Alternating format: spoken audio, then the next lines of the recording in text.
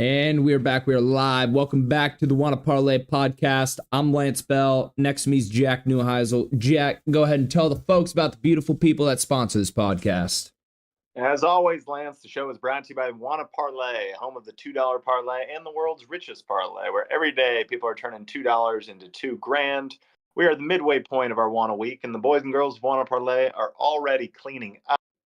Pick 4 got shredded this week. Our boy David Smerling, the one Mad Raider himself, wins up 200. He's getting up on 20K watch, Lance. We got to keep eyes on old Smerling's picks there.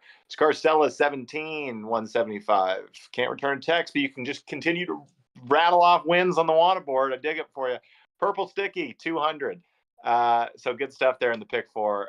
No Parlay Royale winners, no big 4K prize winners the last 2 days. But the main event, Apex Bets, still holding the top spot of the leaderboard. 3 parlays sharing the lead. It's good enough for just short of 3K. Our boy Chicago KG, Kev, is right behind him in 4th place, claiming 300 right now. It should be worth noting all of these parlays are going to make money. None of them are going to win this contest or stay where they currently are. So get going, people. Go make your parlays. $2,000 is very much up for grabs. We're all going to be trying to make this Super Bowl lucrative experience for us. But, 2K really goes a long way in helping that. A reminder, we are just 4 days away from Monday, February 10th, and the drop takeover at Little Joe's in Chicago. Wanna Parlay will be in the house with KG, Art, and Bob, as will the good folks of El Bandito Tequila. Come join us anytime you're around from 4 p.m. to 2 a.m. We are very much looking forward to that. We also have a new contest open. We're going to spend a little time today on this new contest, the Super Bowl Drip Contest. It is 100% free to play. The winner gets an authentic NFL jersey of his or her choosing. Talking about a value of over $150 there. It is open now until February 9th, which, of course, is Super Bowl Sunday. And, of course, all these picks you're going to be making, it's locked into one game. We're all playing one game parlays, and it's all the granddaddy of all the Super Bowl. So get excited. Lance, let's do the podcast. Yep. And as always, how we start these podcasts with a little accountability time, accountability hour, whatever you want to call it. And for me, I'm going on a little bit of a cold spell here, boys. Last night I went 0-2 again in the NBA. I had Cavs money line over the Celtics. That was no bueno. And then these goddamn Trailblazers are just the bane of my existence. I keep thinking this is when they're gonna roll over, and they just don't. Pacers got smoked as 5-point favorites at Trailblazers. So 0-2. Not great, but we're looking to bounce back today, and I'm pretty confident in today's picks. KG Little Joe's real quick. He says, these NBA players sitting out are starting to piss me off. Cost me last night the lead in the main event. KG, that's been pissing me off for a while now. Players sitting has been going around, what is it now, the past 10 years? Would you say? Well, in my mind, it dates back the official moment where, like, it was going on beforehand, but like where we started having a name for it was Kawhi Leonard's load management, which is, I think, 2015 he goes, no, 2016 or 17 he goes. I think it is Zaza sticks his leg out on the jump shot, messes up his leg, and then that was up a Rapture by 2018 or 19, right? Yeah. Which ends the Kevin Durant run. So there you go. Yeah, I think it was 2017 playoffs. Spurs are looking good against the KD Warriors, and then Zaza sticks his leg out, and they never won a quarter from then on. They just got absolutely routed. Good times in the NBA back then when it was literally Warriors, Cavs, we thought, for the rest of time. But yeah, Jack, go ahead for your accountability hour. Not bad. Not bad. No, not bad. Winning record. And I'm happy to say, first time ever, I picked us up on the NBA category. I get Dallas plus 4.5. We get beat by 2 at the Sixers. Yep. Sports are weird. I saw that. I was so happy. It was great. And then college hoops, 2-2. BYU minus 2.5 versus Arizona. I stand by the pick. Arizona's getting it together. They're going to be a tournament team. Them losing that game would have put them on the rails, which is a weird, bizarre thing. It's what should have happened. I stand by the logic. But we lose that one last. Michigan State plus 3.5 at UCLA. They lose by 2, so a sweaty one until the finish there. But I like the logic of our take. Unfortunately, I sprinkled a little on money line as well, and we didn't come all the way home. Bruins win that one by 2 in the low 60s. Kentucky plus 5 at Ole Miss. That was the dumb take. Ole Miss was the smart guy take. Kentucky was the I don't know basketball, but I've heard of Kentucky before take, and that was dumb. They get routed. Never hung in with the 5. I saw him coming off that loss. I gave him too much credit. And then USC plus 2.5. They get beat on the road at Northwestern by 2. This line, had you followed me when we advised it on the show, there was a late scratch with USC's point guard. So this line was like something like 8 or 9 by the time it actually tipped off. So had you trusted my logic and gotten that late line, you covered no problem. And if you were on the 2.5 with me, good news, you won anyway. It was just a heavy, heavy sweat all the way to the finish. Hey, that's great stuff. That's great stuff. About U of A showing up. Little bear down action. Can't shy away from that. Good for them. You put bad juju all over that bet the second you started talking shit about it. Yeah, because you had no reason. You're just like, hey, I've been to Tucson before. Hey, I lived in Tucson. I went to many U of A, not only basketball games, football games too. I was a good fan, but once you leave that place, you never want to look back. So, I don't get reminded of them. Wildcats in your day? Hey, there's been many Wildcats. My mom's a Wildcat. So there we go. It's in the blood. KG Little Joe's. By the way, the Lakers got their center. Lakers might start blowing teams out now. Bronny trash time coming. This was a Super Bowl heavy episode, but while we wait on Joe Bags, do you want to spend just 2 minutes getting real stoked on this Laker team right now? Because Mark Williams is a dude, man. Miles Turner, who? This guy's 23. Yeah.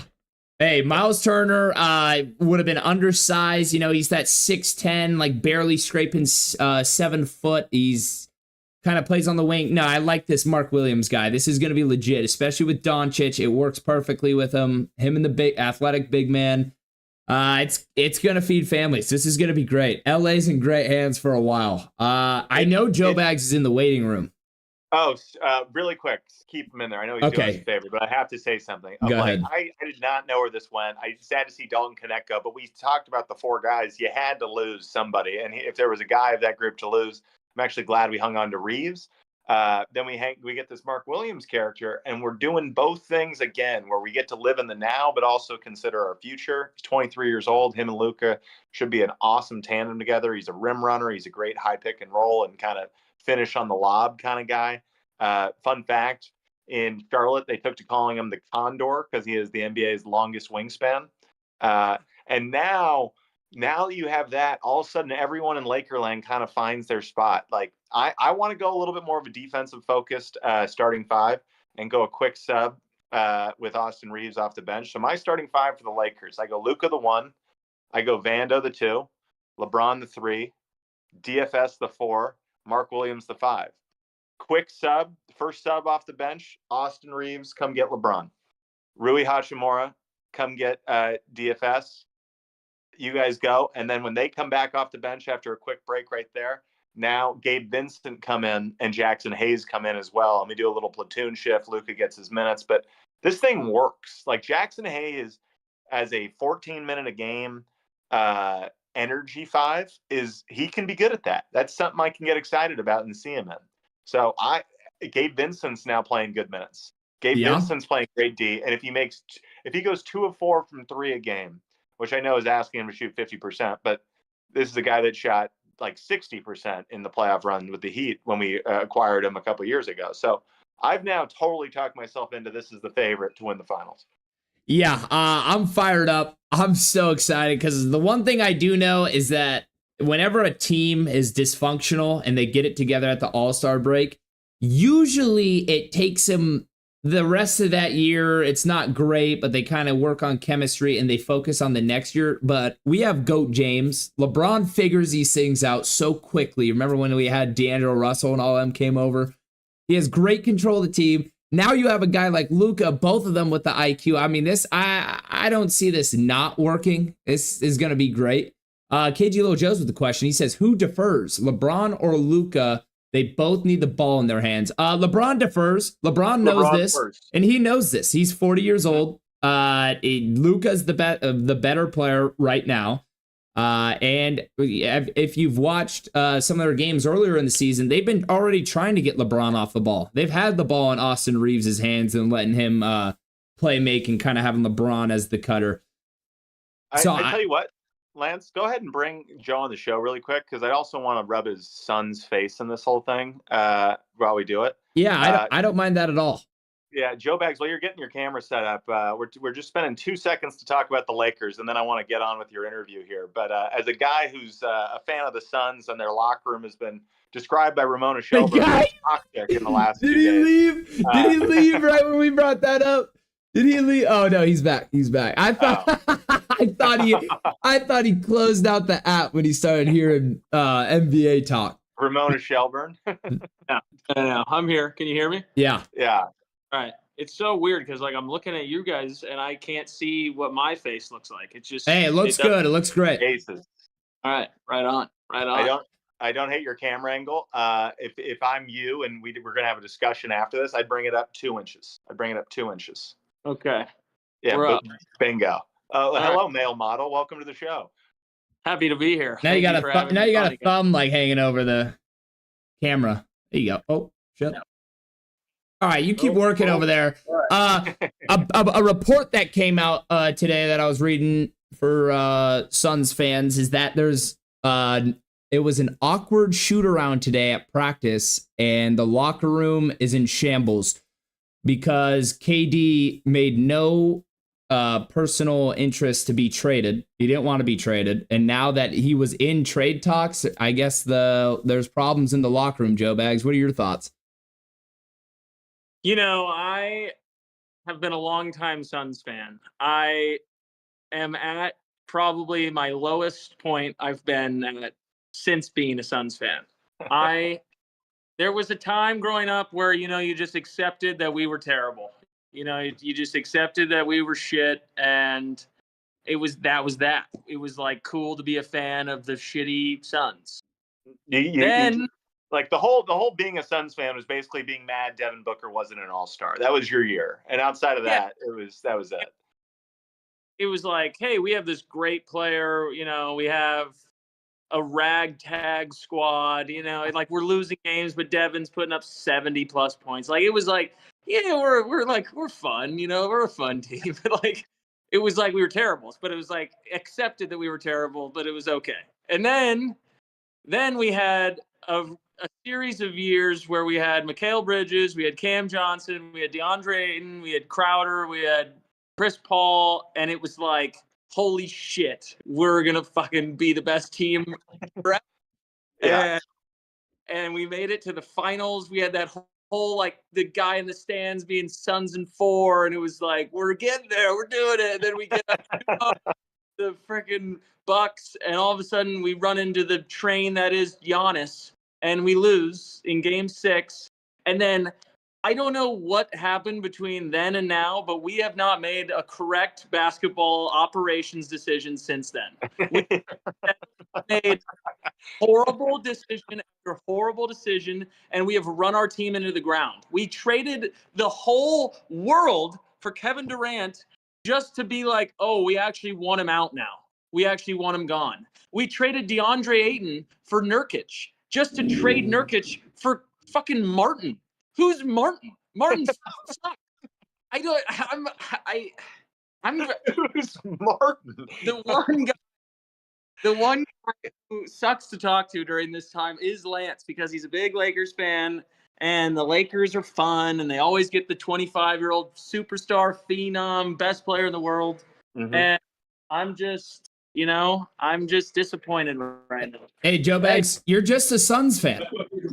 I'm in a podcast. My bad. Well, you're just a Suns fan. I mean, it's typical. This is what you guys endure. You just watch the Lakers' success from afar. You guys make bad decisions, and you go around. And to that point, Joe, I've got one last basketball question, and then I want us to speed on to talking about this Super Bowl drip contest a little bit. But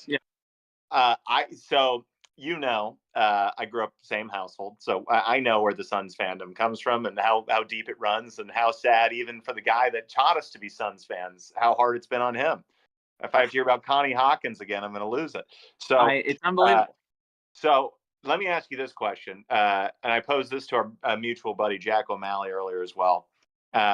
Since the Suns went undefeated in the bubble, when they couldn't make the playoffs, they were there just for the fun of it, kind of deal. And then that team had a great draft. You got Ayton on the squad, and that team became the finals team. It feels like from that run in the bubble, which was obviously later in the summer. It was 8-0 bubble. It was 8-0. 8-0 bubble.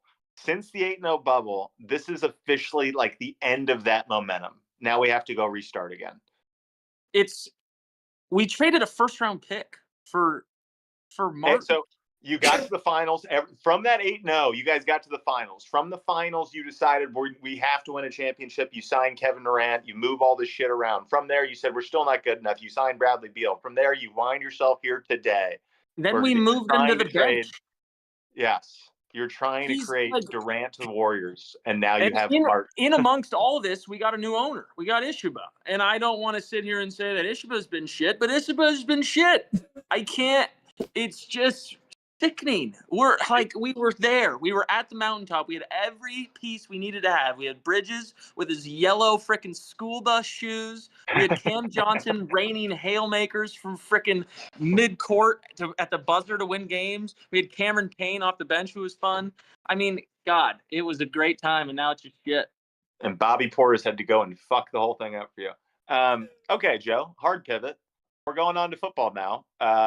And we're excited to have you on today because we've got an exciting new contest happening over at Wanna Parlay. We've got the Super Bowl drip contest. It is going to be. Are you aware of all the deals? I know you've got your parlay locked and loaded, but I have my parlay locked and loaded. I'm an avid Wanna placer. I'm an avid Wanna Parlay placer. So, well, really quick again, let me remind the folks. It is 100% free to play. You can only bet on the Super Bowl because it's the only thing we're all going to be watching on Sunday. And the winner gets a custom NFL jersey of their choice, which is a value of over $150, Joe. I didn't know if you know that. Okay, right on. I didn't know that. I mean, it depends whose jersey I'm getting. I feel like, I'm saying minimum. I'm saying Cam Bergen's jersey is $150. Okay, all right. Right on. Like John Wolford from the Rams. So I guess the best way to do this then, Joe, really quick, I'm looking at your picks right now. So I want to ask you questions about your specific picks, but just go ahead and talk to me about the overall game and how you see the Super Bowl playing itself out. Well, I came across a little bit of factual evidence today that struck my interest. That was that there's only been so many coaches who have rematched in the Super Bowl. I believe it's Coughlin and Belichick. It's Jimmy Johnson and God knows who for the Bills. It's, I believe, Andy Reid and Shanahan with the 49ers were a rematch. Anyways, the point is... Tom Landry, Chuck Noll, exactly. The point is, all of those rematches, the one who won in the first game has won in the second game. So... based off history. Is that a fact? Is that confirmed information? That's a confirmed fact, I believe. I mean, I didn't really do too much digging post reading the fact to, rest assured, but I believe it. And I am going to go with the Chiefs. Full heavy Chiefs. Mahomes is just not going to lose. Three-peat. He's the GOAT. It's over. Brady's out. He can go wear makeup and cheer on the Raiders, but it's over for him. It's Mahomes' world. We're just living in it. Tom Brady catching a stray out of nowhere. I love it. Dude, that stat is unbelievable. That is nuts. Yeah. 100%. Wild stat. Don't really go and fact check me on it because I like being right about cool things and I don't want to be wrong about this cool thing. No, because I'm going through it in my head. I knew the one. That was the Cowboys-Steelers matchups. And then you're right about Belichick Coughlin. You're right about Andy Reid Shanahan. So, fucking A, man. How about that? All more reason. So you're riding Chiefs then? So I'm riding Chiefs. I'm going Chiefs again. I feel like there's, it's just hard when you're in the Super Bowl. I always go back to quarterbacks. I mean, it's just if I'm betting straight quarterbacks, I'm betting Mahomes over Hurts. I put both their rushing attempts over. I put both their rushing yards over. I have some Eagles player props. I think Saquon will get 2+ touchdowns. I think, he'll have his day and everyone will be like, wow, Saquon, what a trade. Wow. But he loses. He loses the game in the end. So that was one bet I was going to press you on, Joe, is the Saquon 2+ touchdowns, because I think he's going to absolutely eat. I think he's going to get his 109.5. I see a lot of, not a lot of turnovers in this game, which means a lot of long fields, a lot of yards to be had. So I think Saquon's getting that. The red zone's always tough, especially I don't know what the situation is with Jalen Hurts' knee situation is. They kind of they pulled the tush push a little bit in the championship game, but he's had 2 weeks off now. So it's like, do you worry at all that he's going to cannibalize your red zone carries?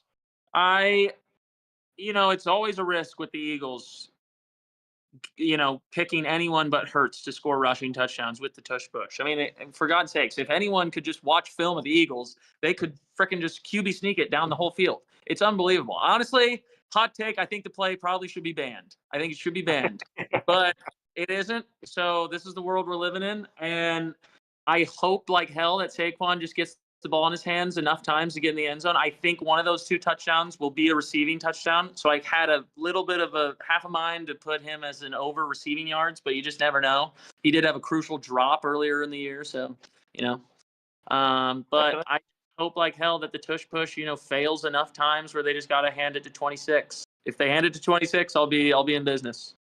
I really think he's just going to eat. I think he's going to feel like the MVP of the game when it's all said and done, even though he's going to be on the losing team. So I think he's going to have a big day. But I think it's all day Chiefs. You got Patrick Mahomes over 1.5 passing touchdowns here, so you got him going through the air in the red zone. Interesting. I feel like Kareem Hunt had his 2 touchdowns in the championship game. I don't see that happening against the Eagles. They're going to get the ball in the air. I mean, shoot. Wait. This is a flyer. All parlays are flyers, right? Let's take a flyer. Hey, Joe Bags, I'm a little all over the place on your parlay. Will you just give me one strat? Just rattle them off. Just what's the parlay? What's going to win you a free jersey? Okay. Can I go and look it up? There's a lot of legs here. Does anyone have it on brand over there? It's 8 legs. I've got it sitting here right now. Okay. I know one of the legs was a little bit dicey. It was Cooper DeJean over his tackle number. That was fun. It was a fun one. Everyone's having fun. There's applause in the background, but you got to give it up for Cooper DeJean. He's had a hell of a year. So I'm just taking it. KG Lil Joe's right here says over for the game. He's saying over, Jack. So keep that in the back of your mind. Well, he says 30-28 Kansas City. To hit, I feel like I would need to take the over. Funny story. I had a plus 10,000 bet go completely awry in the championship game of the Chiefs and the Bills. It was both teams to have a rushing and passing touchdown in both halves. I put 50 to win $5,000, and it was looking glim. It was looking like it wasn't going to happen. All of a sudden, I get a 4th and goal touchdown pass from Josh Allen, and I have 8 minutes for Patrick Mahomes, the GOAT, to go down and throw me a touchdown. The only problem was it was a tie game. So he gets down to the 10, 1st and goal, takes the sack, throws one in the dirt. We kick a field goal, they win the game. So I end up losing 50 instead of winning $5,000. But it was a fun flyer. It was a fun flyer. Isn't that the story of flyers? It's fun. I wish I didn't spend 50. I wish I spent 2, but god dang, Wanna Parlay needs to add more fun props on their I'll tell you with flyers, more often than not, you don't win them, but just to get close, just to climb the mountaintop and get to see what the top might look like, I'll pay for that all day long. I agree. I've never been to the top. I'm having fun in spite of you. I've never been to the top. I hear great things from people who have been there. They seem really happy, but I haven't been there. So I'm here down with the peasants, down with the doldrums.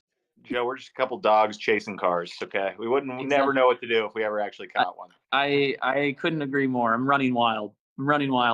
If I can rattle through your parlay really quick here. Yeah, give me all my 8 picks, actually. I'm curious because I've placed 100 of these things, so I get lost in the fray. You have Chiefs money line. You have Saquon Barkley 2+ touchdowns. You have Patrick Mahomes over 1.5 passing touchdowns. You have Jalen Hurts over 9.5 rushing attempts. You have Patrick Mahomes over 5.5 rushing attempts. You have Harrison Butker over 7.5 points. You have Cooper DeJean over 3.5 tackles. And you have the game not to go to overtime. And all that is a 135.65 multiplier, which, Joe Bags, I got to be honest with you, that sounds like what the winning number is going to be. I would love nothing more than a new fucking jersey. I'll tell you that much. I just want a jersey. So what player are you thinking for your jersey? Or is that too far ahead in the future? Do you have to win first? Maliki Monteval, wherever he gets drafted, he's a day 2 pick. That's true. I mean, my favorite player to watch is definitely Jaden Daniels, JD5. But I'll go on record. I did say I think he's gonna be Caleb. I said it, but One season, but keep going. One season. But yeah, I'd probably go Jaden Daniels, probably JD5. JD5, no Burrow. Jake Bobo or Kyle Phillips. That's fascinating. So listen. I can go Burrow all day long, but if that guy goes to freaking Europe and wears a backless blazer in the offseason again, I'm gonna blow my head off. Okay, I can't watch it. Backless. I agree with you.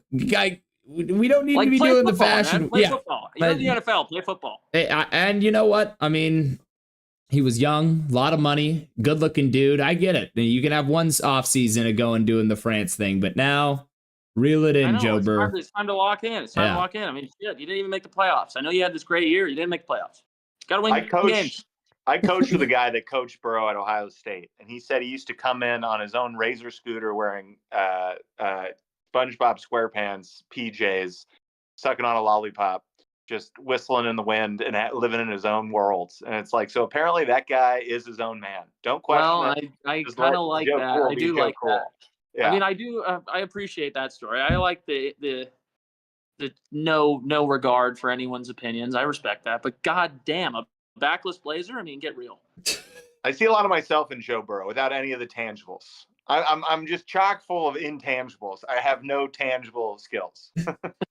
So, Jack, you're a white, blonde-haired, blue-eyed male. You see a lot of yourself in Joe Burrow. Again, you're pointing out tangible things. I'm talking about the intangibles. I'm talking about the leadership. I'm talking about the gusto. I'm talking about who do we look to when we're down 3, no timeouts.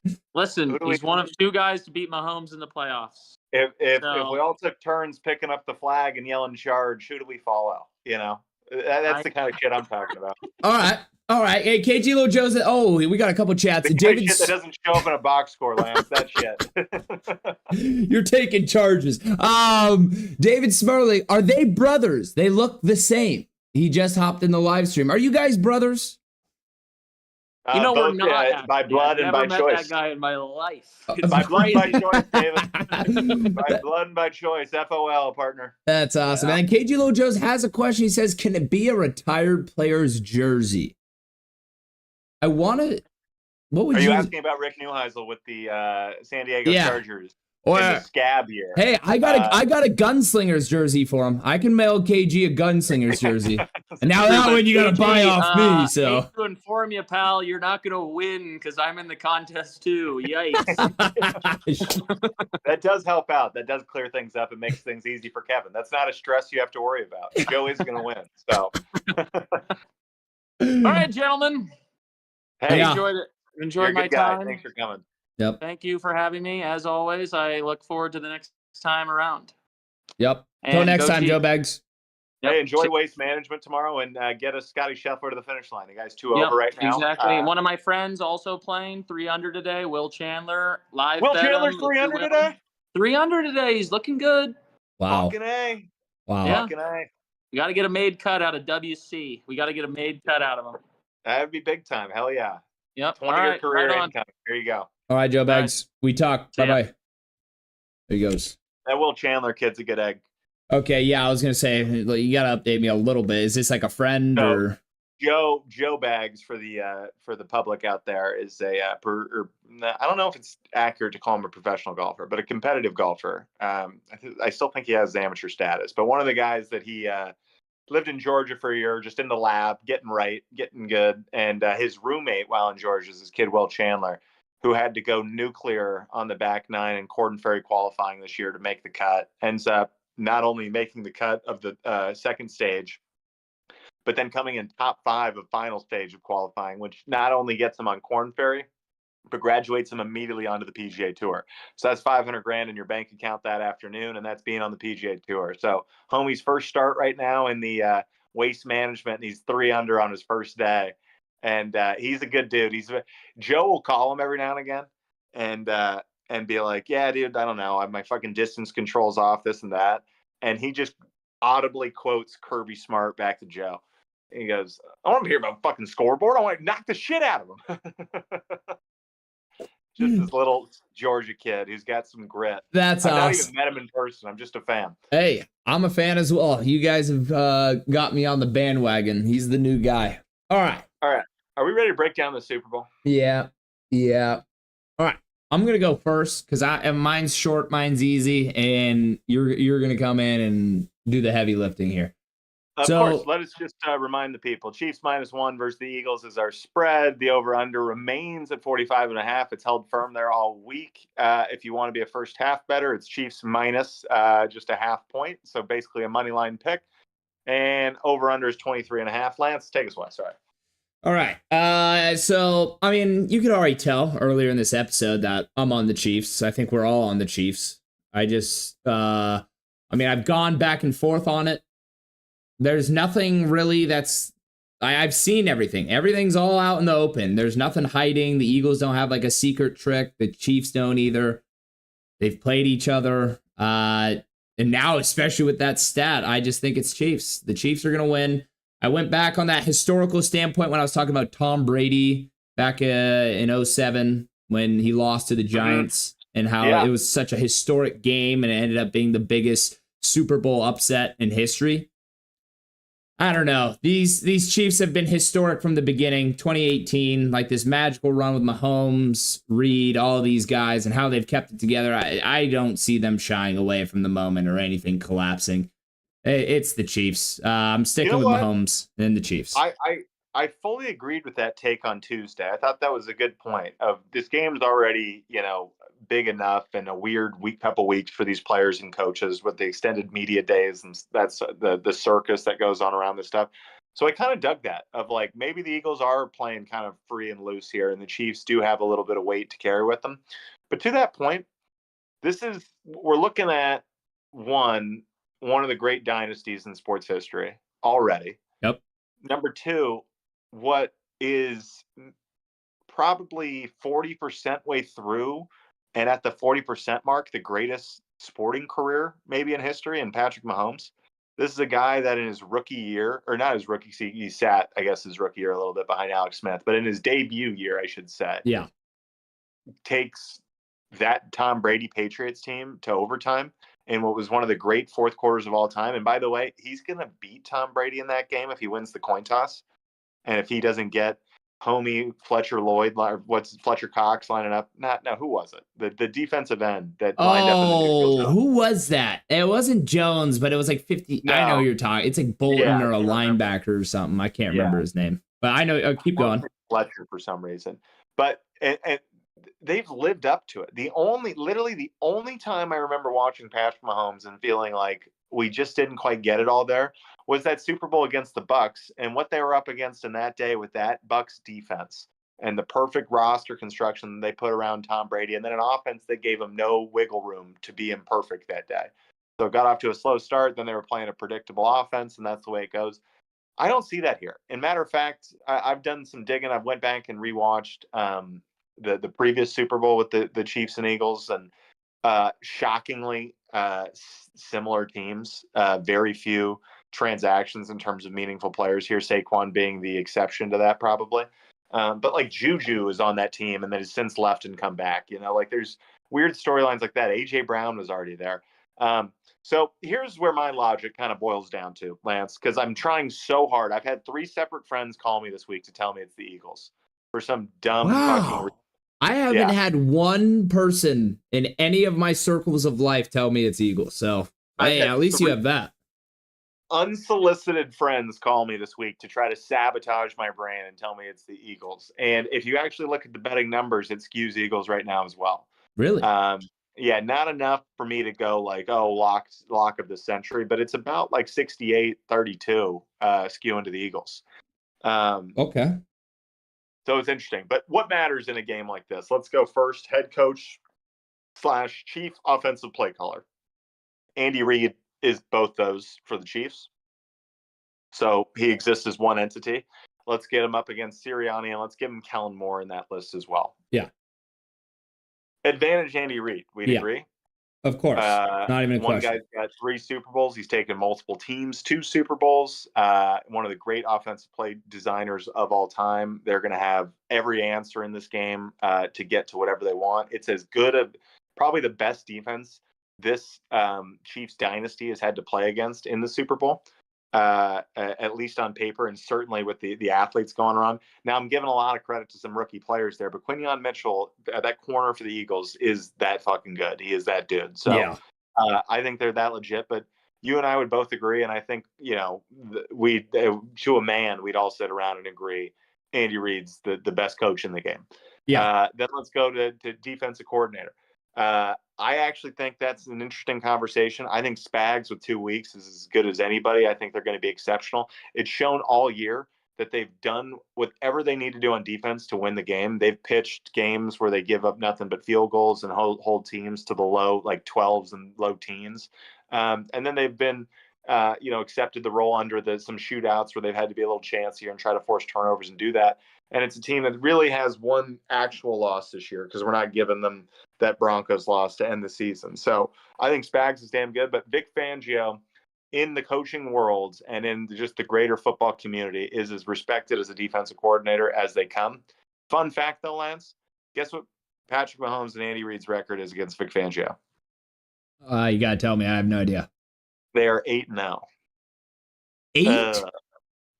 8-0 against Vic Fangio's defenses. Okay. I thought you were going to tell me like a 4-2 number or something small. No, 8-0, folks. And then quarterback, we don't even need to go through it. We all agree we don't need to drag Jalen Hurts. He's a great player, but we're talking about the best we've ever seen do it. Next level of conversation in terms of impact and trying to determine winners here, offensive line and defensive line.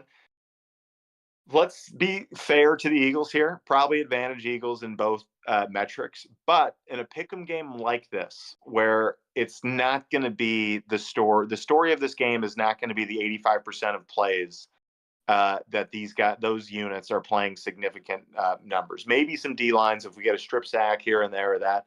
But it's about your playmakers, it's about the weapons, and it's about third downs and these major moments within the game. So I think ultimately, in an evenly matched game like this, that's going to all but neutralize itself. I think Chris Jones is going to play great. Chris Jones did not have a great game against the Eagles when they played 2 years ago in this Super Bowl. And a lot of that was Jason Kelce still being there and some other factors and him being determined to be a great pass rusher that day and be basically the Jalen Hurts stopper. Whereas now I think it shifts a little bit to be great today, we've got to stop the run and we've got to force Jalen Hurts to beat us. So we've got to commit to selling out and stopping Saquon Barkley. I think Chris Jones accepting that role, fucking good luck blocking him with the 2 guys that are banged up on the Eagles O-line right now in Juergens, the kid from Alabama. It's going to drive me crazy. I'll remember it somewhere in the middle of this rant, what that guy's name is. Let me throw out another little metric to pay attention to, Lance. Kickers. In a game like this that we've got to pick 'em line, any missed field goal is a really fucking big deal. That's 3 points off the board. That's basically a turnover you never see coming. Harrison Butker, in his Super Bowl career, he is 3-1, obviously, in the games. He's been a part of this whole Chiefs run. He is perfect as a kicker. He has been kicking nothing but frozen balls in Kansas City this whole postseason, and now he's playing in the Dome in New Orleans. Harrison Butker is going to be perfect. We shall see if they can respond on the other side with the Eagles. But the big point I'm trying to make here is that's what you're up against with the Chiefs.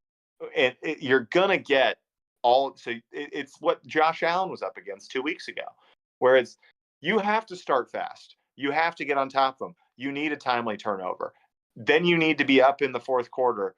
And then you need to somehow have the ball last, and your defense has to win against Mahomes late. The one exception to that was that Tom Brady Super Bowl, which we can all agree is never going to happen again as long as Patrick Mahomes lives. And that Super Bowl, you got to remember how banged up the Chiefs' O-line was. It was like a mismatch. Shaq Barrett and those freaks were just coming untouched. They had Pierre-Paul, Vea, Shaq Barrett, like I just said, and then I think Ndamukong Suh was on that team. Yeah, like they were just bull rushing. I don't know. So that was a complete different game. Now I got one last take here, Lance. Yep. This is a little bit of a spite to people who are thinking Eagles. But let's say you're trying to talk yourself into an Eagles win, which my restless brain has tried to do the last 2 weeks, knowing it's the Chiefs, but trying to talk myself into just playing devil's advocate with myself. You got to ask yourself what that game has to look like. And first stop for me is you got to score fast. So let's say you score on your opening drive within the first, and you go take some clock off, and you get a big 5-minute ass kick. Yeah, like march down. Yeah, march down for eat the clock, own them, big time first down conversions, win every high leverage play, all of that. Okay, I'll give that to you.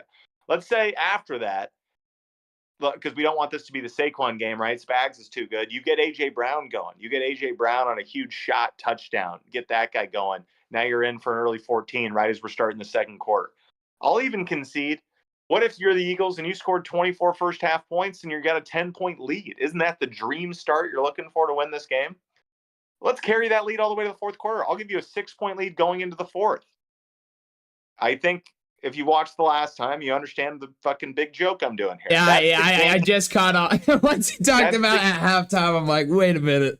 Yeah, that's the game we got last time. It went perfectly according to the Eagles' plan.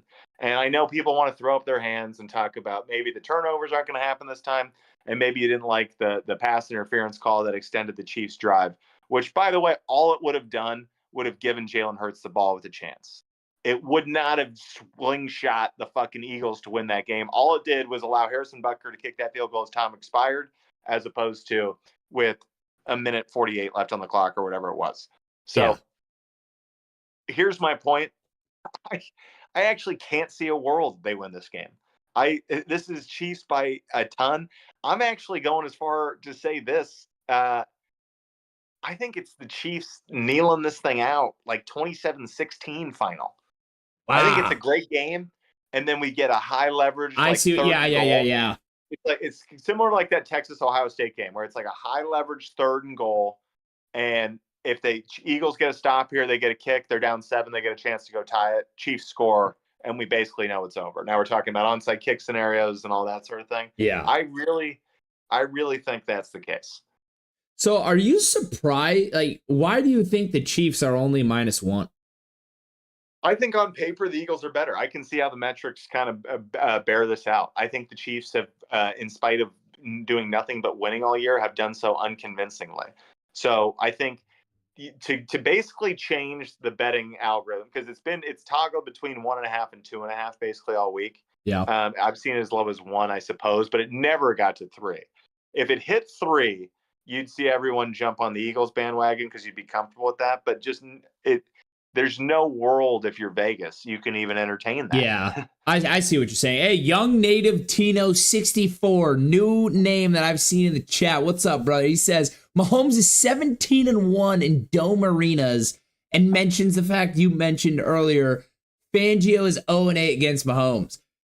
This is the problem, though, Jack. This is the problem with me and how my brain works. I'm like, everything is spinning Chiefs. Like, everything in their mothers is spinning Chiefs. The 3P. I mean, we have all the stats now. I mean, it's the GOAT. I'm like, don't get me wrong. I was like 6 or 7 years old when Brady's going to play, Eli in that first Super Bowl that they met in. Everyone had to have thought Patriots. There's probably no one in the world that thought Giants, except for Giants fans, of course. I mean, you can't. I had a weird time during that game. I was at a Giants watch party. And you know what? That was the second time they had played each other that year. And they actually played that season, Giants and Patriots, in the very last game of the regular season. Really? And Giants got beat, but played them tough. So it was an interesting little deal. And then you had that great D-line with frickin' Strahan and Oti Umenyiora and 100%. I mean, they made it to the Super Bowl and won. I'm not trying to discredit the Giants in any way, but that was they were 17 or what are they? Is it 17 or 18-0? Like everyone knew what that team was. Tom Brady, Randy Moss. What the hell's going on here? Yeah. Oh, here we go. KG Low Joe's, because the Eagles roster is overall better, but KC takes their flags and turns them into longer possessions and points while other teams don't. I'm really out of context there. I don't really know what we were going at, but I think he's making the case that just bear in mind also. Oh, maybe he's talking about the line. Maybe he's talking about the line. Oh, young native Tino. Jordan was 30 when he won his three-peat with the Bulls. Mahomes is 29. Guys, I mean, I'm on Chiefs. I'm just saying, I'm like, these historic, a lot. I mean, everything on the line. I know everyone's trying to have the narrative like, they've already won 2 in a row. Like, there's no pressure. They're the ones with no pressure or no fire under them. I'm like, 3-0 to be the most historic team in NFL history, because you can't take it away. That would be the greatest run, 3-year run. So, Lance, I think you're existing in a little bit of a vacuum right now. I think you're insulated by a lot of people who are seeing the game the way we're seeing it, and therefore it's causing you to panic. Because it is. Anytime you feel like you're riding the party wave, you're like, wait, where are we riding this to? Yeah. We're not all just going to go, what are we? They're just going to hook us up to blowjob machines? We're going to start high-fiving left and right? Like, what? No, this isn't Fantasyland. So, as I just went to confirm it, the current betting public is 68% Eagles, 32% Chiefs. The public thinks Eagles. It's not really? How your community thinks. Okay, so I'm just trapped in a little bubble over here. I'm bubble boy, because I've been sitting here like everyone's telling me Chiefs. I'm like, dude, like I've bet with these idiots before. I know they lose. Where it's like the more and more I get convinced, the more and more I'm like, how am I being taken? But it's like you start doing the research and the math keeps showing you the same answer. Don't be frightened by that answer. Don't be frightened. Just trust it. Hey, KG Little Joe's, I mean, Luka got traded, and if the Eagles win, man, 2025 sports is taking a big shift. I will say, the NBA trades have completely flipped my mind on the NBA. I'm right back to being a big, great NBA fan. I love it. I want to watch every game. I'm fighting. So the trades that have gone on have been great for the NBA. Now, might have been rigged by Adam Silver because of how low the ratings were. I'm not here to discuss that. I'm here to discuss the Lakers 2025 championship, baby. But we got distracted. But Jack, you're 100% right. It's because everyone I've talked to, we're all in the same boat. I've not met one except for Bonnie Nolan. You know that name, and she's a diehard Eagle. She was firing at my sister's baby shower. But that's the only person I've heard. No one close to me has made the argument for Eagles. So I've been getting a little scared, but hey, I will not falter. I am on the Chiefs. I've said it. I've talked about, hey, I get a little skeptical here and that, but when it comes down to where gun to my head, where you putting your money, it's Chiefs. I'd rather lose that way than lose being the smart guy. It's Chiefs, and then I know KG came in with Overball, and ordinarily me and KG are simpatico, but I got to be honest, this screams underball, this whole game to me. We got to remember, Eagles have been the number 1 defense in football all year. That now the catalyst, the problem there is they're playing Patrick Mahomes, which is why I'm so comfortable betting on the Chiefs. Chiefs have been top 10, and if you'll look at when they really balled out and played their best football is when they played against their best teams. It's been the thing that they've had since Mahomes and Kelsey have gotten rolling with Andy Reid. Their defense seems to just rise to the occasion and play their best ball against the best quarterbacks. So it'll be interesting. I think Spag is going to have a great game plan, but I see both offenses, especially if you've been watching Jalen Hurts play this year, and if you know who Mahomes is and how talented a game manager he is, I think both quarterbacks are going to be ultra conservative. So I'm seeing no turnovers. The only turnover I could possibly see in this game is something late if the game gets 2 possessions and people have to start forcing the issue. I'm seeing no turnovers, meaning big fields, long drives, which means not a lot of possessions and a ton of clock. And then once people get there, the Chiefs this year are something like almost 60% in terms of drives they start that end up in the red zone. It's like a historic number. So they're going to be down there all day. Problem being, Vic Fangio is one of the all-time great defensive coordinators in the red zone. They just have and obviously with the speed and everything and the coverages they'll get to play, they're just going to get to take away a lot of space and force the Chiefs to try to run a lot of shit in. So I think first half's going to be sleepy. I see some field goals. And then I see, I don't know, Xavier Worthy on a 45-yard run for a touchdown. Little jet sweep action. Little just lull you to sleep, and then Xavier Worthy see ya. That's what track speed looks like. No, I mean, you're 100% right. The under You're right, because in the red zone, if they're getting stops in the red zone, it's under ball all day. It's under all day. But these two offenses, I know how good the defenses are, but the offenses are so good. Like, it's hard to stop them. You start every possession at about first and 8 with the Eagles. Right. Because if they do get into that, and honestly, and then it's 4 down, it's like they are hard to stop. But if you're getting to Jalen Hurts early, you're making, some problems. You're getting, Saquon Barkley's first run of the game goes for -2 yards, and you get him. It's tough. I will say, I see you're under, and I also see the over. So that's why I don't think I have a stance on it. I don't know where that's going to go. I think Chiefs are going to pull a little bit of a curveball. They're going to live in cover 3. They're going to roll that safety down off the edge in the box right there to try to take away Saquon. Whatever the rushing strength is, they'll come on the other side. Okay. Try to take away the Saquon, add an extra gap on the edge. And I think early on, what'll be interesting, because the only way to get him out of that is Jalen Hurts the other way. You lose the gap on the back end playing that way without 2 roll safeties doing the one. And so it'll be interesting with Jalen Hurts' knee. He looked good in the championship, but they didn't really go the tush push, and he's had 2 weeks off. So that'll be the interesting neutralizer early.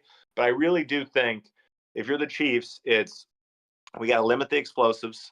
We've got to just continue to just show up, tackle, do that. We'll get to the red zone where we can take away the space and we're comfortable playing man. And then when it's man, it's just dare Jalen Hurts to beat you. And if Jalen Hurts beats you, that's the way it goes. But I better remind everybody, Jalen Hurts really played his ass off in this game 2 years ago, and they still lost by 3, which covers this number. Hey, he played his ass off last time they faced in a Super Bowl, and he played his ass off 2 weeks ago. He fucking balled. He balled against those Commanders. So, David Smerling sneaks in here, and he says, who you got in tonight's game? Maryland at Ohio State. Oh, let's just go straight to there. I was going to waste our time on some player props, but we've laid out the narratives. People know what we like. I will say really quick. We can go player props if you want to. Well, I don't want to just, we're getting to the end of our hour here. I don't want to spend too much time on it. I just want to say this because it was not an original thought. The DeAndre Hopkins numbers are criminally low. And our guy Smerling was the one to point it out to us. Yeah. It's 11.5 yards receiving. It's 1.5 reception. DeAndre Hopkins spent a couple years being that guy in this league, and this is his first and only Super Bowl he's going to get. I think my man's going to come fucking play. Yeah, I 100% agree to you. And honestly, that was a good 4 or 5 years he was the man in this league. I mean, DeAndre Hopkins was a dude for a while. I used to love watching him play. He'd always just have the horrible quarterback in Houston, and someone's just chucking it up to him. But yeah, you're 100% right. 11.5. It's honestly a little disrespectful to my boy. But I got 3 others that I just want to snap through. Is just because I think they're locks. I really do. We talked about the red zone defense with Vic Fangio, but we also talked about the frequency in which the Chiefs get there. So I like Harrison Butker over 7.5 points. That's 2 field goals and 2 PATs. Oh, listen, wait, but KG Low Joe's real quick. He says there might be no field goals in this Super Bowl unless it's to win the game. Oh, he's got everyone going for it on 4th down in this game. Well, I could see it from the Eagles, so I don't hate the under for Jake Elliott. I'll tell you that. The Chiefs are going to play the same roadmap they continue to play. Other ones I love, Reed Blankenship or Cooper DeJean. Pick your favorite. Reed Blankenship is 4.5 tackles. Cooper DeJean is 3.5. They are going to be the Noah Gray, Travis Kelce matchups all day. And those are going to be the guys that eat for the Chiefs because they're going to live in 12 personnel. That's my theory. Okay. Hey, I mean. So I like Noah Gray's. Over. I like those 2 guys to get some tackles. We talked about D-Hop. We talked about Harrison Butker. And then if I could just get one more, it'd be Kareem Hunt's under. Because Kareem Hunt is not their 3rd down back. That's Samaje Perine. And our boy Pacheco was banged up, and he's coming off 2 weeks rest, and he's got great Super Bowl experience. I expect him to get some carries. So Kareem Hunt under 43.5 yards. Kareem Hunt under. Oh, there goes Smerlin in the chat. I could see anytime touchdown for DeAndre Hopkins. That's sneaky. Plus 600. Plus 600. Plus 600? Yep. Damn. I'm all over it. Yeah, that's pretty good. Yeah, no, some of the, I mean, just looking at it real early, I like the Noah Gray prop because it feels like, I mean, that guy's an automatic catcher too. And he's always, it's not, a short route. It's usually across the middle in the open field. And if they're going to be in 12 and not a lot of 10, right, where you're going to have the 2 tight end sets, like occasionally I get nervous because you're just like between Juju, Hollywood Brown, Xavier Worthy, we got a lot of people that need to touch this ball, and Noah Gray is the guy that's no one's going to give a shit about. Yeah, but I do think they're going to live in 12, which is why I think we're getting the favorable lines right there, or I think we're getting lucky, and I think it's a steal to take it. Yeah, no. So I like the Noah Gray one. I honestly kind of like a Pacheco over receiving yards because it's only at 4.5 there, and I'm like, he'll be right there in the game. He'll at least get a check down or two. Any other day, I'd be stoked, and I should. It should be obvious. The last 3 running back receiving numbers I've played, I've watched guys have 3 catches, all for like -9 yards, and then have like the catch I thought they were gonna have. It nets out to me getting beat anyway, and I was just like, this is stupid. So the Chiefs linebackers run too well between Nolan Smith and Zach Bond and those guys. I'm just not gonna fuck with it. Hey, that's fair. I'm still taking it because I like it. Those little dinker ones, I usually have success. If you've had bad luck, honestly, stay away from it so I can have success. Yeah, I mean, there's a lot to like over here. There's a lot to go. So I like the Butker and maybe even Elliott. Like these guys, like, this is going to be a game. This is going to be a game. Yeah. A really good one. We'll see. We'll see. You mind if I go first in tonight's picks, just so I can get Smerling's Ohio State, Maryland going? Raider, David, Ohio State -2 versus Maryland tonight. And I like Maryland. If this game was at Maryland, I'd be taking them all day. If this game was in the tournament, I'd probably be taking Maryland. But we're talking about a 13-9 Ohio State team that to me has to be in this tournament. They play too hard. They play really good teams, really tough. The Big Ten's been exceptional.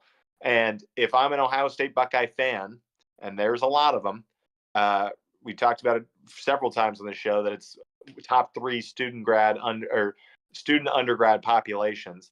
This place is going to be absolutely bouncing tonight. Tough spot for Maryland. I like them to cover the 2.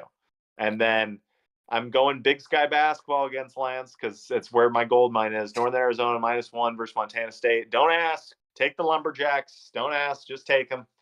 And then my last little bit of advice is Scotty Scheffler had a slow start today. If you have half a brain and you have access to bet on him live, go find a way to do so. Yeah, I agree wholeheartedly with that Scotty Scheffler one. And I'm fired up about the Ohio State one because I got a hell yeah from David Smerling in the chat. He said, hell yeah, I'm with you on Ohio State. And then NAU, I don't know anything about that. I don't know anything about that. The Lumberjacks, bro. Come on. Hey. My first recruiting letter. Hey, okay. Hey, maybe I do gotta trust it. Maybe it's destiny. All right. I'm gonna hop in, do my NBA ones, and then there's the fun props we got to go over for the Super Bowl. Then we'll be done. Sure. Because I do want to officially have it out there on the record for the coin toss and Gatorade color at least. So for NBA picks tonight, sticking with the Rockets. Rockets have been doing me well in the NBA. Everyone else hasn't. So, Rockets money line at T-Wolves, going with them. Tried and true. Don't do me dirty. And then this next one, I'm fading the Blazers again. I'm 0-2, maybe even 0-3 against them in the past week and a half. So this can't remain. They're not winning 10 of their last 11. I'm done with the Blazers. Give me Kings -1.5 at Blazers. Didn't the Kings just sign Valanciunas? They just traded for him, yeah. They traded. Doesn't this just make it the exact Bulls team of 2 years ago? Was Valanciunas? No, you're thinking of Vucevic. But it's pretty close. Okay. I mean, it's it's kind of. They got different role, and we'll see. We'll see. Yeah. Maybe Sabonis is the tried and true and can lead them. I just don't see it. I do like Sabonis. I like Sabonis, but I just don't see that as a championship ingredient. No. It's like you're just too small. You're just Yeah. It's like Laurie Marketing being an all-star. Who's that for? Lori marketing, bro. All right, let me keep going. So Rockets money line, Kings -1.5. I have Nuggets -6.5 versus the Magic at home because I'm trusting my theory of just taking the good West teams. All of them or most are good. And the East comes over. And you were right. Obviously, it doesn't affect them the same way, vice versa. But I believe the West is significantly better than the East. So I'm just taking the points and I'm saying, that's easy. Give me the Nuggets. Give me Jokic. And last but not least, Lakers -6 versus Warriors. This one I don't have much of a thought process other than the Lakers are the 2025 NBA champions. I can't wait to go to the parade that we deserved in 2020. In the midst of this little trade turmoil, too, rolling off wins. Beat the shit out of the Clippers. Went on the road and beat the shit out of the Knicks. Lakers are your 2025 NBA champions, people. Just start living in that reality. Yep. Just, and for everyone in LA, we didn't get that parade 2020. So be ready to go. And another huge announcement that we got to just mention.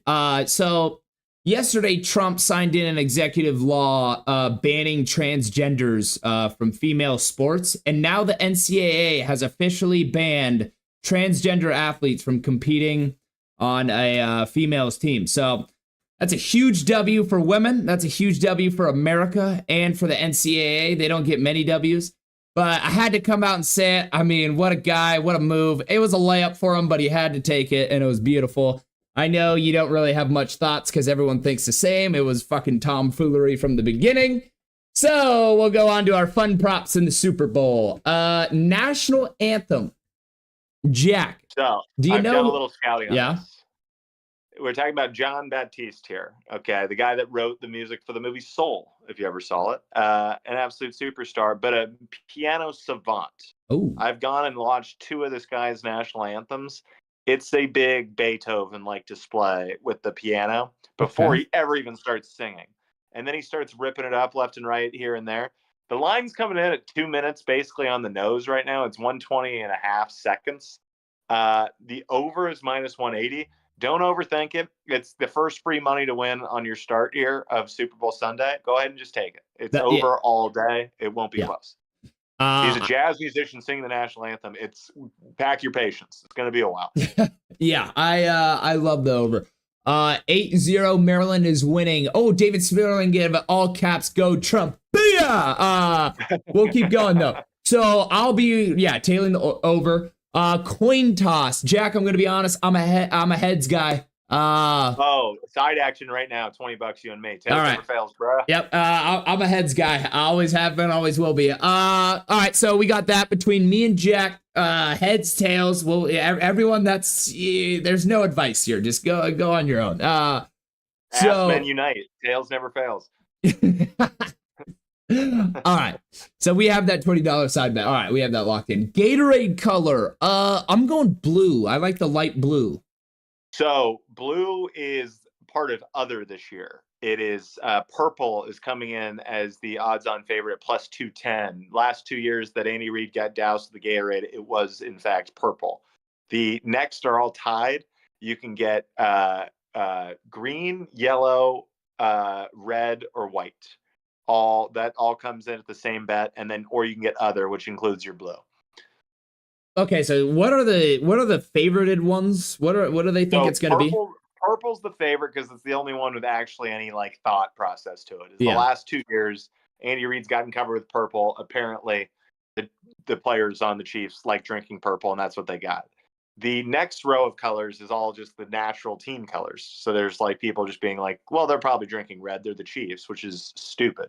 So if you take any of those colors, if you take green Gatorade, and you think green Gatorade exists after all this time, walk into one supermarket and then kick your own ass. Okay. I was about to say, I was like, you were mentioning green. I was like, what? There's no green. I saw that on there. I was offended. I was like, what? I guess there's the weird cucumber edition. No, there's no green Gatorade. There is the cucumber one. It's a G2, and I think it's been fucking taken off the shelves. It was horrible. Nobody wants cucumber Gatorade. KG Little Joe's, it will be ice color white. Dude, Honestly, now that you've told me 2 years in a row of purple, I'm going purple. Purple It's seems. plus 210. It's the favorite. I don't hate ice color white though. It's probably what I mean, KG sounds like an Eagles fan though. If I'm being honest, this week. KG. Yeah, KG. Can we get confirmation on where you're leaning for Chiefs Eagles? And if you are leaning to the Eagles, I would love your take on the next prop bet. Donna Kelsey to show cleavage. That is coming in at plus 1,000. Lance for a $10 bet wins you 100 if she doesn't show her cans. So something to keep eyes on. Now, I go back. I've seen enough Campbell's chunky commercials to know what her overall fashion sense is and direction is, and she's going to be wearing a Travis Kelsey jersey. No fucking questions asked. Fade it. Stay away from it. I was gonna say, I'm like, the Kelseys come from a respectable bunch. You'd think, like Ohio native. She ain't showing. It's a slutty box, though. It's a slutty box. I'm not putting that on Taylor Swift alone, but that's a slutty box up there. Donna ain't showing no titties. We ain't doing that. No, I mean, I get it. They got Taylor Swift. They got the new progressive leaning individuals in the box. You got a new, they got the Pfizer deal with Travis. Everyone kind of switched politically on him, but I'm like, hey, his roots come from Donna, and Donna don't show titties. So I think, yeah, I'm going with no. And next, but last but not least, Taylor Swift sightings. What is this set at? 3.5. 3.5. That's over. Kind of a good line. That's over. Good line, it's a good line, but I thought it should be 4.5. I agree, and here's why I think it's definitely over. I think that's for your normal game. I think we have to see her once, if not twice, during the halftime show. Yeah, I see her dancing to Kendrick Lamar or whatever. Yeah, I mean, there's stupid, also, man. I didn't have on here, but there's just one bet you can find on most sports books right now is, will we see an octopus? And it's plus 1,000. So in the future, you and me need to go to a Super Bowl game, put our life mortgage on it, and smuggle in said octopus. Yeah. And just throw that thing in the corner of the end zone during a score. Yeah. Wait, so there actually is a bet. There's a bet is, will there be an octopus? That's insane. Plus 10,000. So is that just like Vegas incentivizing fans to be a fucking dickhead and do something? Yeah, I think some of that, where it's like some of these like off big time account books, like those are the bets that like fire people up, and then so they'll just throw them out there. It's like, go ahead and do it. But it's like, on certain books you can find bets on streakers, but like that's crazy because I can affect that bet theoretically. Yeah, I can go streak. Yeah, I did that happen in one of these big events recently? A guy I know it did. I don't know which. I don't know. I don't think it was a bet with I think it was like a bet with his buddies more than anything. No, I think the guy like cashed out. Like I think it was a bookie. Oh, huge. So because it was something I can't remember that. Yeah, Austin Crow. Yeah, that was a legend. Oh, here we go. KG Lojo's. So he comes in. He says, "I think it might be glacier flavor." Oh, when he's talking about the white Gatorade, he says, "I like the Chiefs and over. I think Eagles score first, then you live bet the Chiefs. If you think either over or under on that 3.5 sightings, you should do the same bet on over under in Kelsey receptions." Oh, I see what you're saying. So if you have Noah Gray stuff.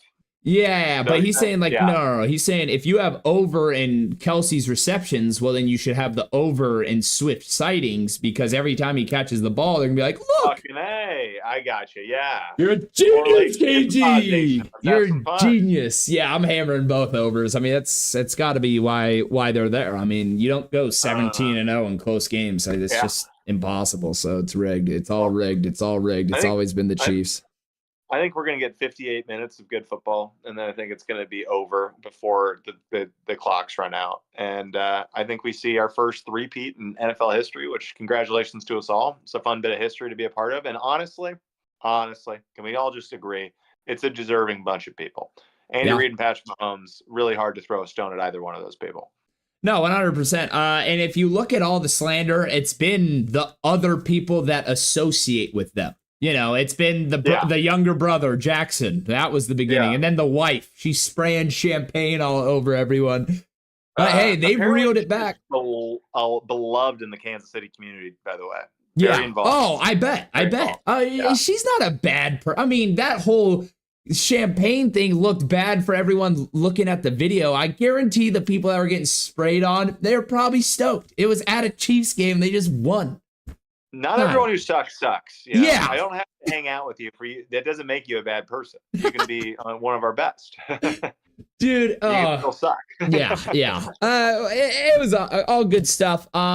So I gave my picks: Rockets money line, Kings -1.5, Nuggets -6.5, Lakers -6.5.